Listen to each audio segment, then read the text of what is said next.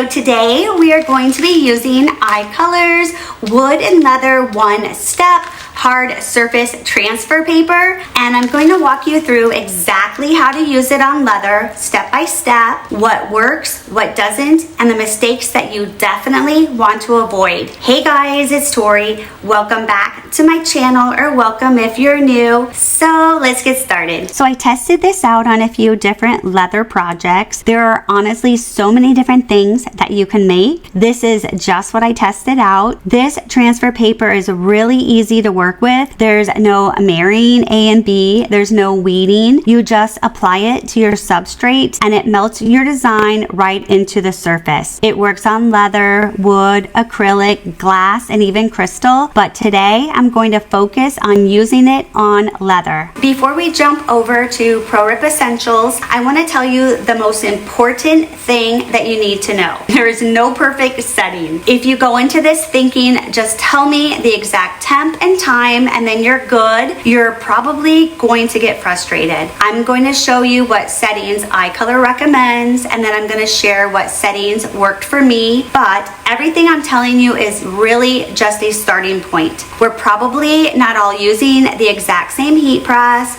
or the exact same leather or even the same thickness, and all of that matters. So when you're starting out, use the temperature and the time and pressure that iColor recommends. See how it works for you. From there, you'll want to tweak things based on the results that you're getting. I grabbed some leather that I didn't mind testing on, and honestly, I got it down pretty quickly. It did take a few tries, but I found out what worked for me. One more thing, you can find iColor's recommended settings for your substrate right on their website. It'll give you the temperature, the time, and the pressure based on what substrate that you're using. I'll leave a link in my description that takes you directly to those specs. So let's just get started already. If you're planning on applying your image after we print this, now would be the perfect time to preheat your heat press. I'm setting mine at 300 degrees Fahrenheit, and this part is really important. Once your press reaches the desired temperature, you'll want to let it preheat an additional 15 minutes once it reaches that desired temperature. This helps the press stay consistent so we're not getting temperature fluctuations while we're pressing. I'm going to walk you through the exact settings that I'm using in ProRIP Essentials, but remember that I'm using the iColor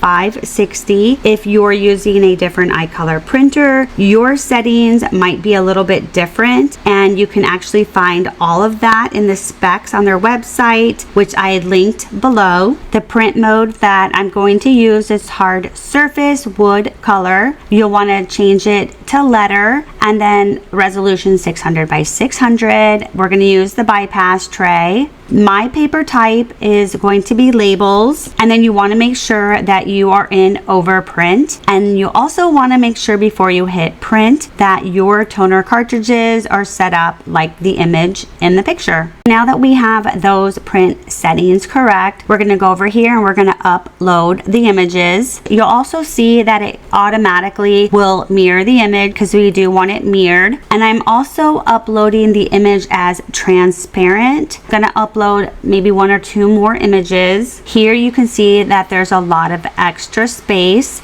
So we're going to go over to artwork and just remove that extra space, and then we're going to adjust it. And same here, let's go ahead, remove that extra space. So we're just going to line this up. So one thing you want to pay attention to here is you don't want to fill up the entire page with a bunch of designs. You want to leave yourself enough room around the images so that when you go to press it, your transfer sheet fully covers your substrate. If your transfer doesn't fully cover it, you can end up with marks or uneven areas. That's definitely not what we want. So here's an example where my paper is not bigger than the substrate, and I'm going to go ahead and show you what can happen. So this right here is exactly what happens when your transfer paper doesn't fully cover your substrate. You can see this little square outline around the image. That's basically where the edge of the transfer was, and since it didn't go past the entire piece, it's very visible and it doesn't look very good. Next, we're going to go over to white creations for a white choke iColor recommends 1 to 2 for best results. I'm gonna go ahead and just put mine at 1. And then for the white toner coverage, iColor recommends between 250 and 270. So we're gonna go ahead and just go a little bit in the middle, and we're gonna do 270. Next, you wanna make sure that you have the correct background transparency method, which my images are transparent. So I'm going to select alpha. And now we're ready to go ahead and hit create white underbase. And then we're gonna hit print and send it to the printer. All right, so this is the paper that we're using. It's the wood and leather 1-step hard surface paper. And this is what the sheet looks like. This is the back, and it tells you right here, print on other side. This side it's kind of smooth actually, is the feel. So this side is obviously the side we want to print on, and with the 560, we're gonna go ahead and place the side we want to print face down, and we're gonna place it in the bypass tray. If you ever get this, you'll just want to remove the paper, and I just open this, and then I close it. And then we're gonna go ahead and place this back in the bypass tray.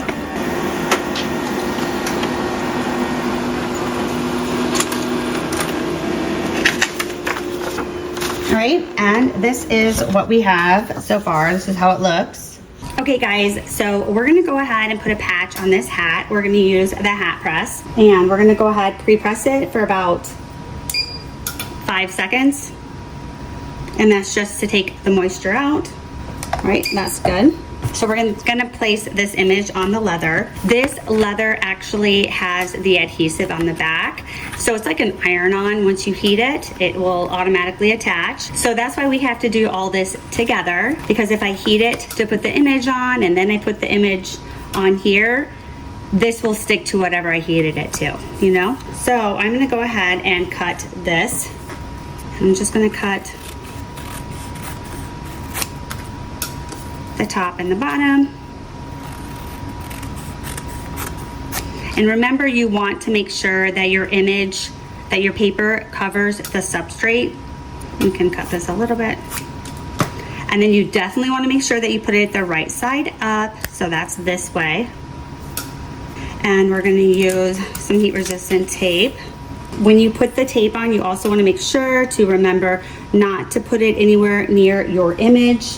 Next, we're going to use a Kraft paper. So we're going to take the Kraft paper, place this right over here, and then we're going to close this for 60 seconds. For this part, I am using Kraft paper on top instead of the silicone sheet. iColor does recommend using a silicone sheet, and that's because it helps distribute the pressure more evenly, and it gives you a more consistent transfer across the entire surface. But for this project, since I'm using the hat press, I found it a lot easier to use Kraft paper because I can cut it down to size, and it just fits the hat better without getting in the way. So this is just what worked best for me in this specific situation, and we will be going over the silicone sheet and how to use it with the regular heat press when we get to some of the other projects in this video. We're gonna get our gloves on because I know it's super hot. And we're gonna remove this, and then let's go ahead and remove the tape, and I'm just going to go slowly in one fluid, slow motion.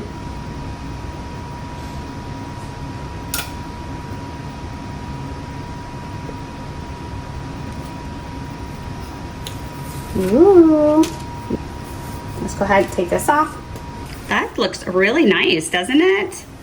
That is really nice. And this is on. This is not going anywhere. This turned out really nice, and the color is amazing. Super, super cute. So let's go on to the next one. All right, guys, so the next thing we're going to do is a scarf. We're gonna do that patch again on the scarf. So we're gonna go ahead and just place this right in here. I'm thinking of putting the patch like right there. So we're gonna go ahead, just pre-press it for about 5 seconds. And then we're gonna grab a patch. And this is the image that I'm going to do. This one is actually white. So we're gonna want to center this, and we're gonna go ahead and use the scissors again and just cut the top and the bottom. And again, make sure that the whole image is covering the substrate. And we're gonna go ahead and place this right on here. I'm just gonna try to center it. I guess we're gonna tape it right onto here. Then we're gonna take the Kraft paper, just place it right over it. And we're gonna go ahead and do 60 seconds. Okay, we're gonna move that. Okay, and we're gonna go ahead and pull this off. Ooh. That looks really good. That looks really, really nice. That's really cute, isn't it? That's so cute. So we're gonna do one more patch because I think they're so adorable. But before we get started, I wanted to show you a hat that I practiced on because I learned a lot and I wanna go ahead and share that with you guys. So just something that I wanted to bring to your attention. This was the first one that I did. And you can see the white, like this is the paper, you know, went this far over. And yeah, it did stick there. And then you can see where this is kind of discolored, you know? I think that's the polymer. I don't really know, but you obviously don't want that mark. And then this was the second one I did that was upside down. Was that it? Yeah. And it got a little bit better. Then this was the last one that I did. And what I did with this was I actually cut all of the paper around, so it was just the exact size. And then I noticed I didn't get those marks on the side. So that's what we're gonna do with this one. And you can see, so you can kind of get an idea where to angle it. I don't know if you guys can, but I can. It's white, so it's very faint, but you can still see.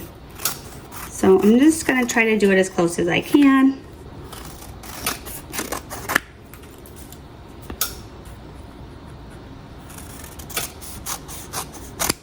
And we want to make sure that this is the right side up. All right, then we're going to take the hat, we're going to pre-press it first. So you might automatically want to just pre-press it this way and have them just place the patch on that little folded area.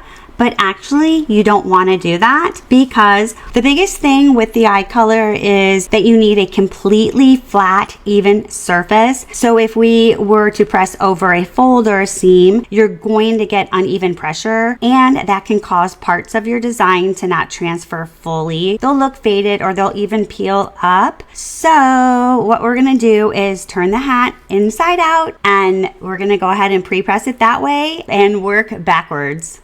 Place it just like this. We are going to take the Kraft paper, place it over it, and do 60 seconds. Okay, now I really hope we did this, I hope we did this the right way. All right, so let's turn, it looks really good though. All right, so this is how it looks upside down. All right, so we're gonna turn it inside right. Ooh, I did it. I just get so confused. But isn't that so cute?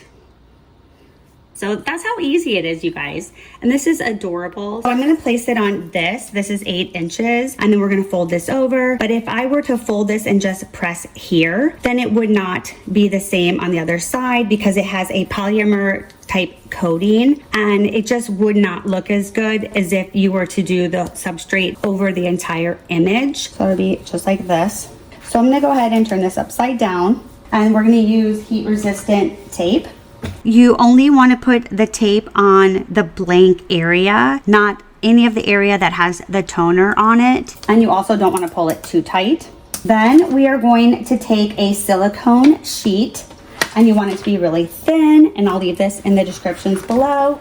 And we're going to go ahead and place this on top carefully. Since this is leather, you're going to want it to be on a heavy pressure. So I have this at 300 Fahrenheit and we're gonna do 65 seconds. The leather is a hot peel, so we have about 4 seconds left. And then we're gonna go ahead, remove the silicone sheet, which is super hot, so make sure that you have your heat resistant gloves on. And then we're gonna go ahead and peel it. We can get the tape. And you wanna keep this on the mat while you're peeling it. So I'm just gonna go ahead and hold the leather down while I remove this.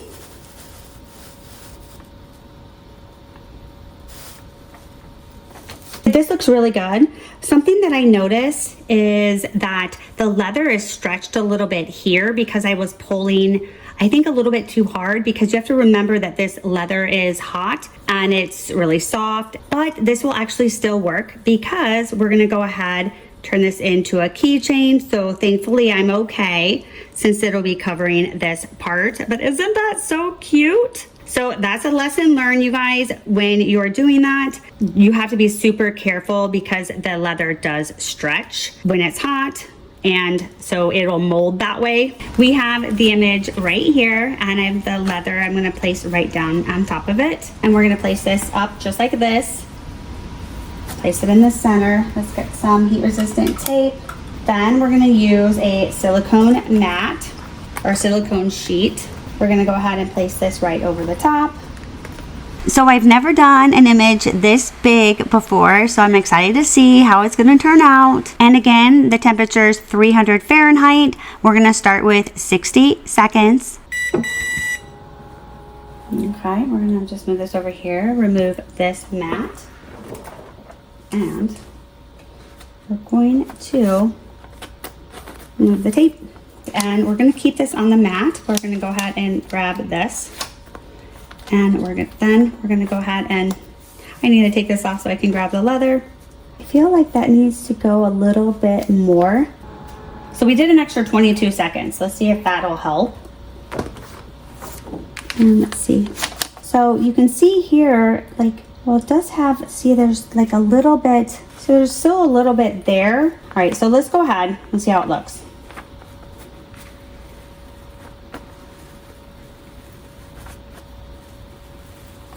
Ooh, actually it looks really nice. I accidentally bent this, so let me push this back. So you have to be really careful with the leather. That is really cute, you guys. That looks really good. You can see here that not all the toner came off.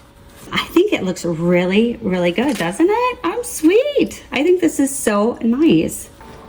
I'm gonna go ahead and remove the mat. Ooh, this looks really cute. Look at this, it's so cute. I'll show you what I'm gonna do with this. That looks really cute, you guys. Let's go ahead, we're gonna do the keychains first. So what we're gonna do is just push this together, line it up. And this is the hard part because I need somebody to hold it.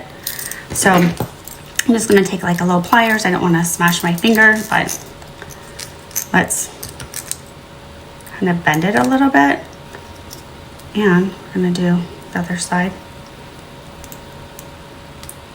I did it. So we got lucky because the you don't see that leather that we pulled a little bit.